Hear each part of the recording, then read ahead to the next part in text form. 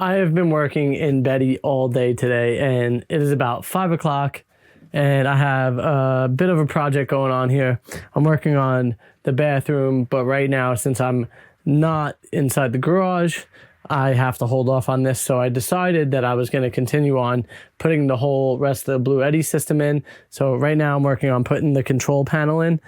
I earlier today removed this panel and made room for the new one. That one's going to get dropped in. But before I drop that one in, I got to make sure that I check all the instructions and make sure that I have it grounded and all these things properly done. So that's what we're going to work on here together this afternoon. I'm going to stick you guys up here again. I kind of liked that spot last time. And I'm going to get myself organized while I figure out what I'm doing back here. So the only thing that I don't love about this system is it's technically too small. Even though it's large enough, it's too small to run the air conditioner along with everything else. And the reason why that is because the 12 volt side of this system could give 100 amps continuously, but only at a 20 amp max on this panel here. So I have nothing going over 20 amps. I have nothing even hitting 20 amps.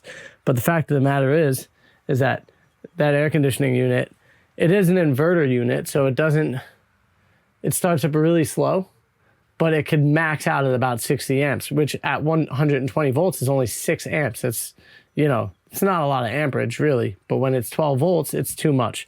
And in this system in particular, you can't do that.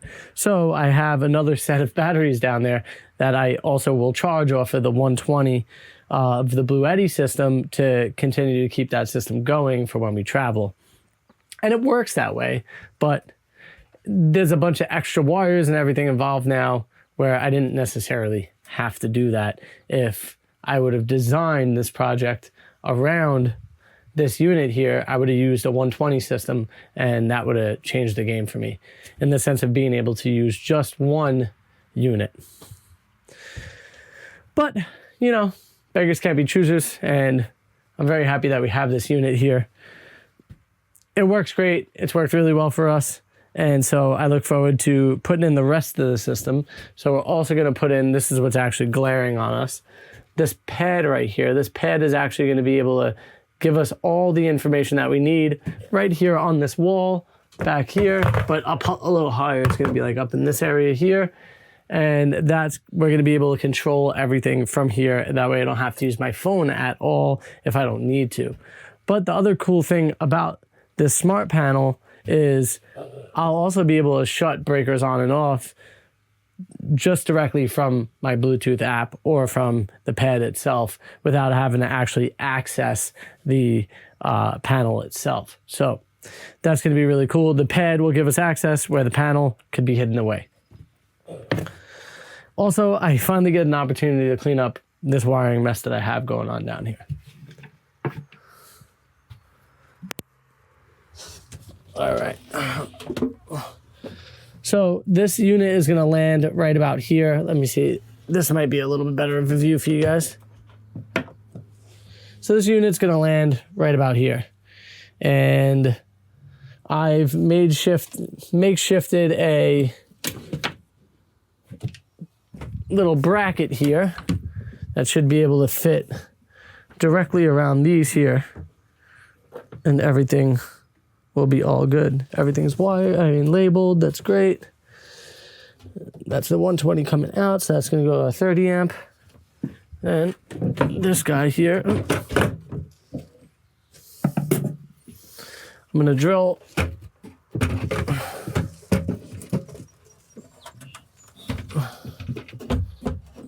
oh yeah, like a glove. All right, so I'm going to drill that side in, get it locked in like that. I'll do the same on this side. We'll position it a little bit closer to that, and we'll be able to lock this unit in just like this, and we'll be able to access everything, get all the wires in, and reconnect everything pretty easily. But before I do that, I want to make sure that the wires that I originally put in, which are correct, are what I have here, because they did give me a whole new set of wiring and stuff. So I want to make sure that everything is proper size before I put everything in and lock everything together. And then what we could do is kind of get all these wires that are bunched up over here in this bottom corner. I'll show you this rat's nest of wiring all bundled up and together in a nice orderly fashion. Yeah. It doesn't look like that when it's all done, I promise. It looks a lot better. Granted, the other box still looked pretty good. There was a little bit of a messy wiring happening on that one as well. So now at this point, I'll be able to kind of clean that all up and get ourselves into a really nice looking situation. So before we do that, I'm going to drill some pilot holes in these pieces of wood here. So that way when we go to put them in, we could just, I might have to use a little bit of an angle bit there to get this side in, and this side should go in no problem. All right, we have a plan. We know the mission. I think it's time to attack.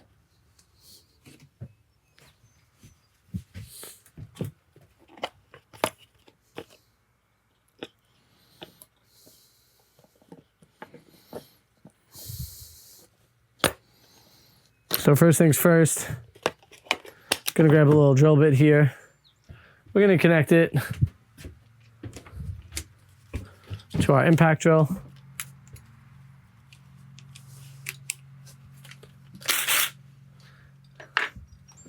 And then we're just gonna drill a pilot hole.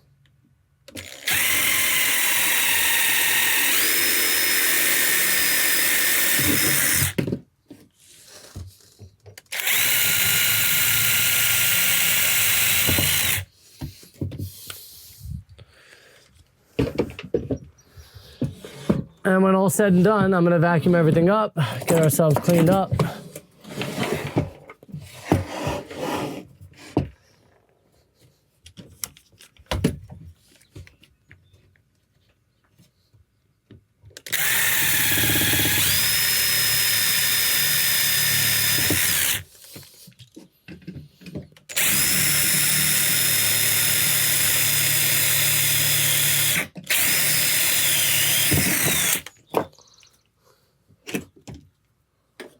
And so since this wood is 1.5 inches, I'll just use a 2-inch screw like this here. And these will be able to penetrate the side of that, giving us what we need to lock ourselves in. And I think what I'll do is I'll go stand in that corner over there, like basically on top of the battery, and lock her all in. Before we do that though, like I said, I want to go check this Blue Eddy and make sure that everything's tight. They did give me more wiring here. And so I just want to make sure, I think that wiring is actually for, I think that wiring is for if I was to have a battery to battery charger maybe, but let's see, I got to look, panel L1. So this does go to the panel here. Panel L1. Let's go ahead and flip this bad boy around. Definitely put a little scar on our table there.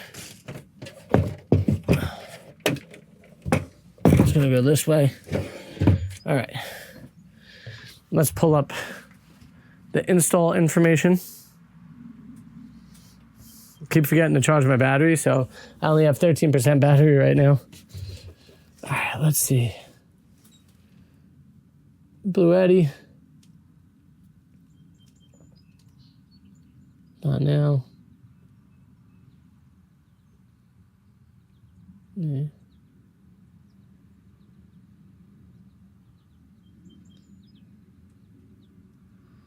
So I'm wondering if they have the Blue Eddy guidelines, troubleshooting, user manuals.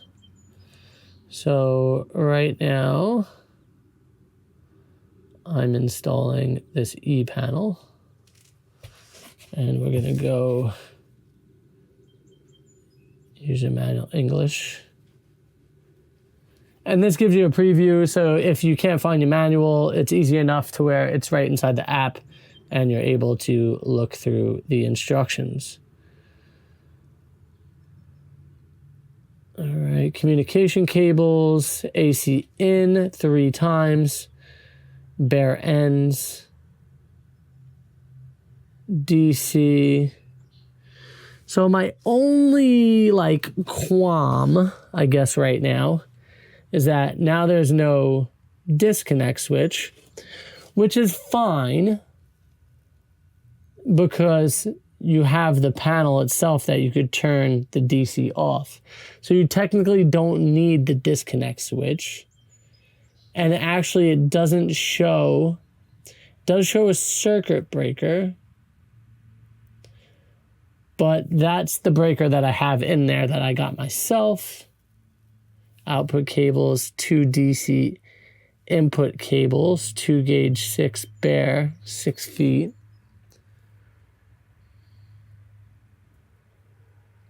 So I know that this is all just like kind of mumble jumbo to a lot of you guys out there. But like this shows AC output 30 amps, that we're going to have a max 30 amp coming in. The protection for the current is 35 amps. DC output is 20 amps, protection current 25 amps. So it tells you like what this breaker right here is, 25 amps. And then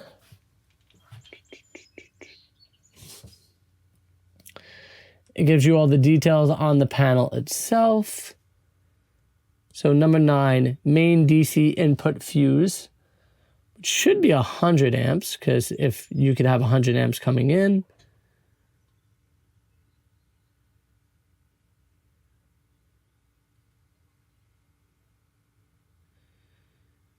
Okay, it tells you your multimeter. All right, cool air in and out. So this is another thing that is kind of interesting because it is going to have a fan on it and a heat sink. So I think what I'm going to want to do is cool air in, cool air out. Like the one main issue that I think I'm going to have with putting this right next to this unit is going to be that they're both going to be producing cool air in and hot air out. And so that it might be a pretty good heat sink that happens like right about in this area right here, a heated spot.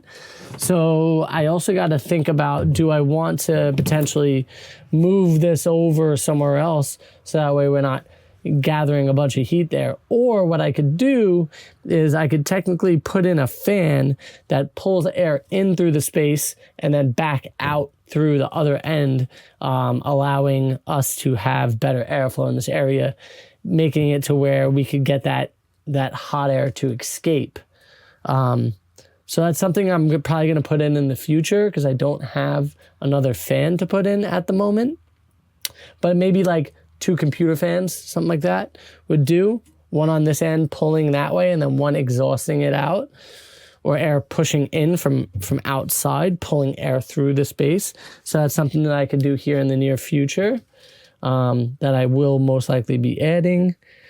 Because it does give you like you should be this far away from that type of explanation.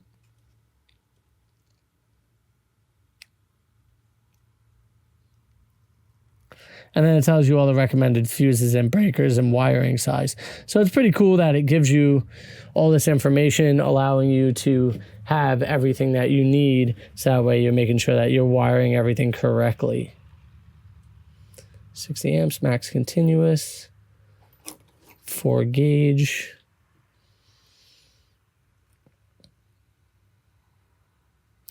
I don't think this unit's ever going to pull in 100 amps at a time, like 5, 10, 15, 20, 25, 30, 35, 40, 45, 50, 50.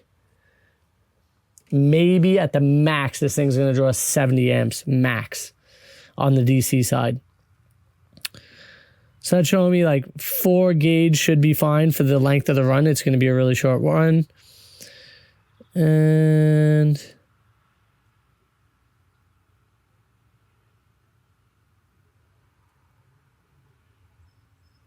showing you how to mount it here and much more. So it's really cool to be able to have this option here. And then right here, actually, this is the best look here. This shows you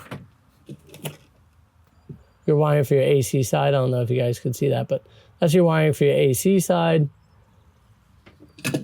and where your grounds are going to be, your connections to your E-pad. So yeah, we have a lot of work to do. My goal for today is to just get this back in place with all the safeties and everything put back in place. So that way we could just run this unit right off of that battery bank there and make our lives just a wee bit easier. All right, so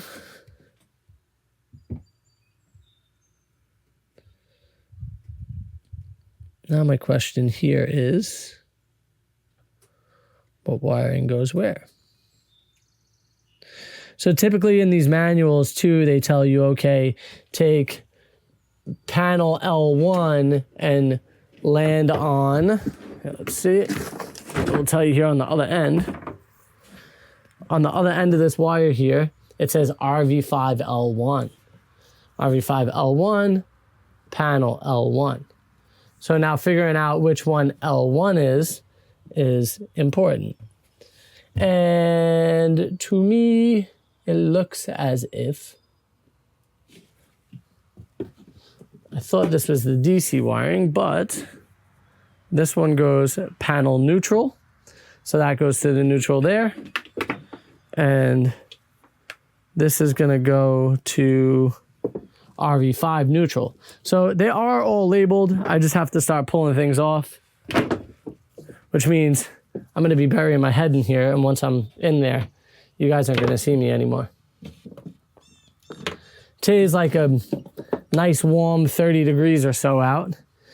Luckily for us, it doesn't feel so hot in this space right now. RV5PE, and then is there anything that says PE?